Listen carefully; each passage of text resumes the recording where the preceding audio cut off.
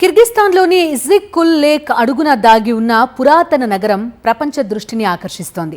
శతాబ్దాలుగా నీటి కింద మరుగున పడ్డ ఈ నగరాన్ని రష్యా పరిశోధకులు గుర్తించి చరిత్రలో కొత్త అధ్యాయాన్ని తెరిచారు.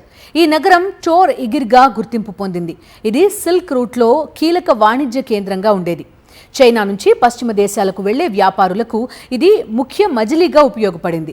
అయితే 15వ శతాబ్దంలో సంభవించిన భారీ భూకంపం ఈ నగరాన్ని నాశనం చేయగా తర్వాతి కాలంలో ఏర్పడిన సరస్సు ఈ నగరాన్ని పూర్తిగా ముంచేసింది. రష్యాకు చెందిన అండర్ వాటర్ ఆర్కియాలజిస్ట్ ఆధ్వర్యంలోని బృందం ఈ ప్రాంతంలో పరిశోధనలు చేపట్టి నగర ఆనవాళ్లను వెలికితీసింది.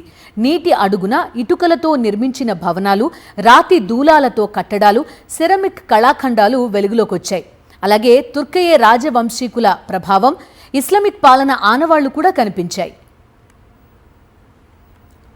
అంతేకాదు పరిశోధకులకు అక్కడ మసీద్, బాత్రూమ్స్, ఇస్లామిక్ విద్యా సంస్థ, కమ్యూనిటీ భవనం ఆనవాళ్లు కూడా లభించాయి. ధాన్యం పిండి చేసే పరికరాలు, పెద్ద పరిమాణంలో కాల్చిన ఇటుకలు నగర నిర్మాణ నైపుణ్యాన్ని తెలియజేస్తున్నాయి. అండర్ వాటర్ ఫోటోగ్రఫీ, డ్రోన్ సాంకేతికతతో ఈ నగరాన్ని చిత్రీకరించి ప్రపంచానికి పరిచయం చేసింది రష్యన్ బృందం. ప్రస్తుతం ఈ పురాతన నగరం సింధు నాగరికతను తలపిస్తోంది.